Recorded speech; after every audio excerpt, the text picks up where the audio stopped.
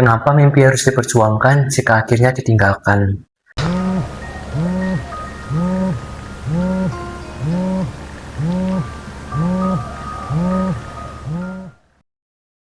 Akhir-akhir ini, kalau aku lihat sekeliling, semuanya terasa berbeda. Bukan karena tempatnya berubah, tapi karena aku yang berubah. Aku merasa lebih aman, lebih tenang. Dunia yang dulu terasa cepat, sekarang bisa kulihat dengan tempo yang lebih pelan, tapi justru lebih bermakna. Mungkin karena aku dekat dengan teman-temanku lagi, mungkin juga karena untuk pertama kalinya, setelah sekian lama, aku merasa benar-benar pulang.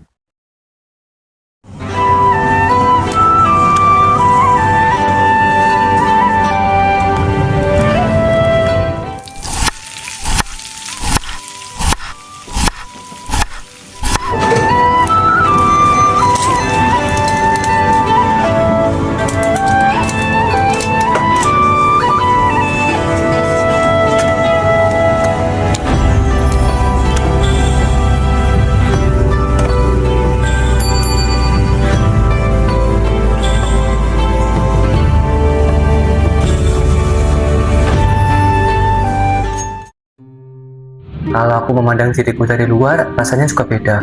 Kayak lebih kalem, berjalan pelan, tapi kali ini arahnya jelas. Dan ada satu tanda kecil yang bikin aku sadar, bahwa sebelumnya memang sudah selesai. Keinginanku untuk bercerita sekarang lebih besar daripada keinginanku untuk berlari.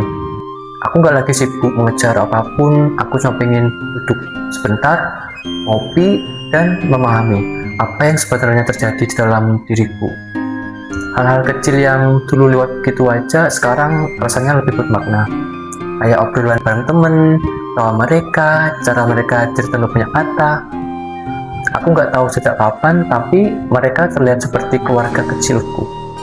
Dan setiap kali aku berhenti sejenak, bernafas pelan, melihat sekitar, aku tahu, aku masih bagian dari tempat ini. Aku hidup di sini, di hari ini, di Purwokerto, di fase transisi yang tenang antara yang sudah selesai dan yang akan dimulai. Walaupun hari-hariku sekarang jauh lebih tenang, kadang ada sedikit ruang kosong yang terasa belum selesai. Bukan gelisah yang besar, cuma semacam bisikan kecil yang muncul ketika aku sendirian. Aku tahu hidupku sudah lebih ringan, tapi tetap ada hal-hal kecil yang muncul di pikiranku. Misalnya, anggaran yang terbatas buat proyek ini, rencana belajar bahasa Jepang yang harus jalani pelan-pelan lagi, dan proses mencari pekerjaan di dunia perhotelan yang masih panjang. Oke, jadi aku masih banyak yang harus kupelajari, terutama untuk job perhotelan Jepang. Aku butuh bahasa N3, karena itu aku pakai buku Sumatome. Ini buat nge-push bahasa Jepangku ke N3. Sebenarnya loker perhotelan tuh ada banyak banget sih, kayak selain perhotelan juga ya ada banyak nih loker di grup WhatsApp. Cuman masalahnya kebanyakan emang rata-rata loker itu pasti pakai biaya kayak ini nih 25 juta. Terus ada job restoran juga nih yang masih connect ke perhotelan. Ini lebih murah 5 juta karena dia jobnya dari Jepang langsung. Tapi kalau jobnya dari domisili Indo, biayanya sekitar 20 ke 30 juta. Kayak gitu sih. Ya, good luck lah. Semua itu bukan beban, cuma pengingat bahwa perjalanan ini belum sepenuhnya selesai. Kadang aku bertanya ke diriku sendiri, sebenarnya apa sih yang ku cari dari perjalanan sejauh ini? Dan jawabannya selalu sama, ketenangan.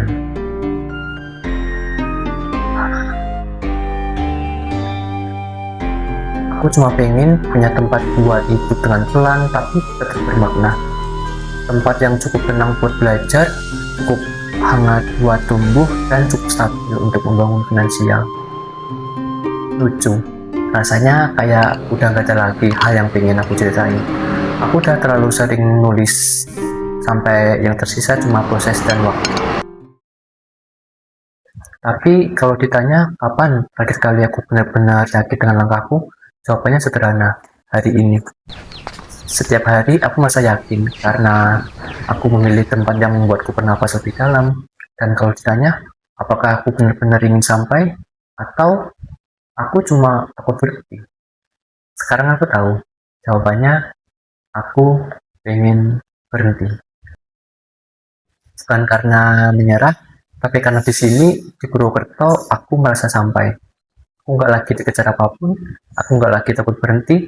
Untuk pertama kalinya, aku ingin ada di sini, dan aku ingin tinggal. Aku ingin tinggal di sini.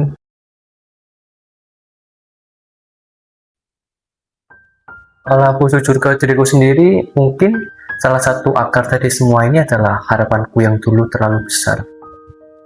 Aku pikir Jepang akan menyembuhkan semuanya, bahwa begitu aku bisa kerja di sana, mandiri, dan bertahan, bahagia akan datang begitu saja. Aku pikir rasa capek, kecewa, dan lelah yang dulu kusimpan bakal hilang kalau aku cukup jauh dari rumah. Tapi ternyata itu gak sesederhana itu. Untuk mencapai mimpi itu ada banyak hal yang kutinggalkan. Keluarga di rumah yang selalu menungguku, teman-teman yang dulu tumbuh bareng, bahkan hal kecil seperti main game, ataupun nongkrong tanpa alasan dengan teman, ataupun waktu kosong buat sekedar diam. Dan ya beneran hujan terus loh. Untungnya sih aku bawa jaket hujan ya. Dan ya beneran hujan, basah semua coy. Untung pakai jaket sih ya, walaupun basah semua. Semua itu pelan-pelan kutinggalkan demi sesuatu yang waktu itu kupikir lebih penting. Dan kalau aku tarik garis lurus ke belakang, ya kadang aku pernah mengejar sesuatu bukan karena benar-benar mau, tapi karena takut kalah, takut berhenti, takut masa depanku gak cukup besar kalau aku cuma tinggal di Indonesia, takut gak punya pembuktian apa-apa. Dulu ketakutanku lebih keras daripada mimpiku.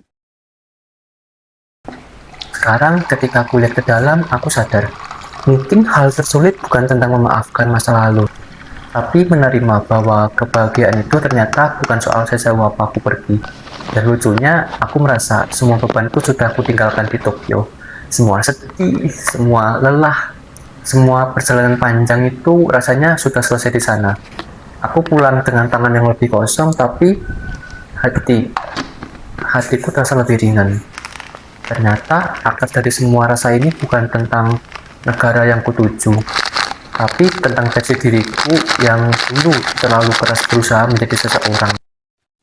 Oke, sudah mendidih, saatnya matiin dulu. Terus kita bikin kopi akhirnya. Oh iya, gak ada pegangannya coy, kilo.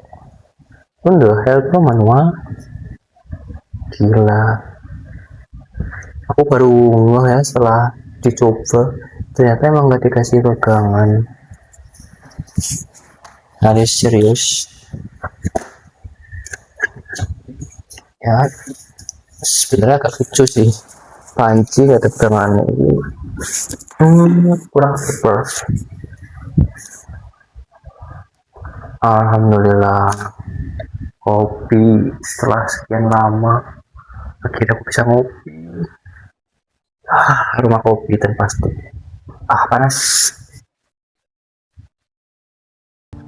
Setelah semua perjalanan jauh itu, aku baru sadar ada lelah gak terlihat yang tinggal lama dalam diriku. Bukan lelah karena kerja, bukan juga lelah karena jarak, tapi lelah karena bertahun-tahun mencoba menjadi versi diriku yang sempurna menurut orang lain. Lelah karena selalu merasa harus kuat, harus benar, harus bisa. Sekarang ketika semuanya pelan, ketika aku tinggal di kota kecil ini, tubuhku seperti baru bisa bernapas lagi. Dalam diam, dia gak bilang apa-apa, tapi aku bisa ngerasain kalau dia hanya ingin istirahat sebentar. Bukan karena capek, tapi karena akhirnya ada ruang untuk tenang.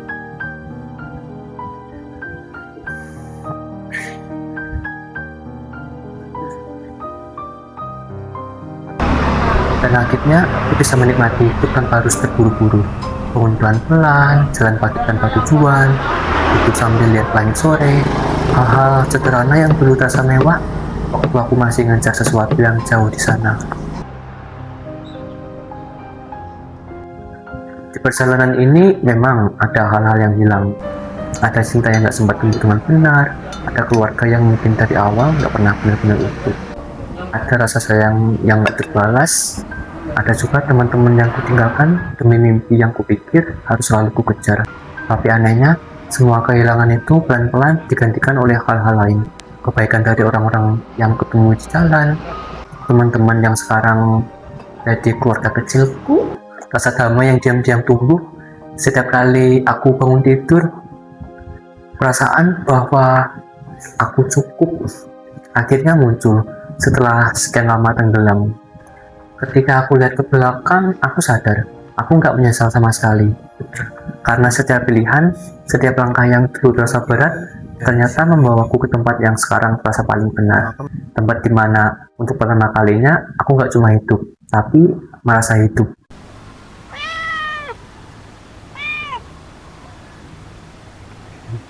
Lempar lagi. Push. Push.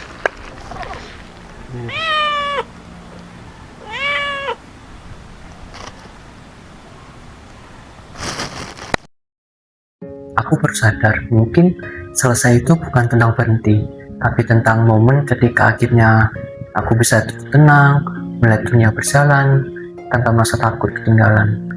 Dulu, aku takut banget berhenti. Takut kalau diam sebentar, aku nggak akan sampai kemana-mana. Tapi sekarang, rasanya beda. Aku bisa berjalan pelan tanpa merasa bersalah. Kadang, aku mikir, kalau semua yang kulalui ternyata bukan jalan menuju mimpi, tapi jalan untuk mengenal diriku sendiri. Apa itu cukup? Mungkin ternyata iya, karena aku juga bagian dari mimpi itu. Hidupku, diriku, itu mimpi utamanya, kan? Lalu pulang ternyata bukan tempat, bukan orang, bukan masa lalu. Pulang itu keberanian untuk hidup tenang, tanpa takut ketinggalan siapa-siapa. Ini cukup pakai.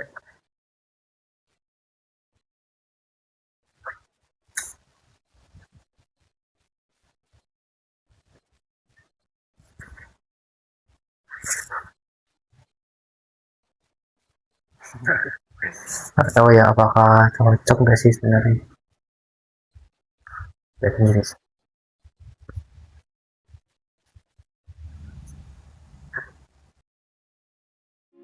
Kalau aku bisa ngomong ke diriku yang dulu, yang masih berjuang dalam gelap, yang nggak tahu arah, yang cuma bisa maju karena takut berhenti, aku cuma mau bilang makasih.